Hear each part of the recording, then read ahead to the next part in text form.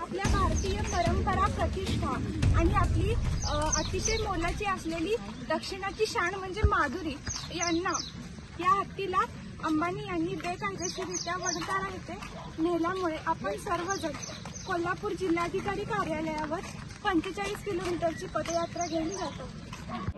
हा सर्वधर्मीय, सर्व जातीचा, सर्व पक्षांचा, मुलांचा, महिलांचा, पुरुषांचा, सगळ्यांचाच भक्तांचा मोर्चा आहे। त्याच्यामध्ये साधू संतही येणार आहेत आणि त्यामुळं आम्ही एक प्रातिनिधिक स्वरूपात माधुरीच्या वतीनं आम्ही दयेचा अर्ज महामहिम राष्ट्रपतींना करणार आहोत।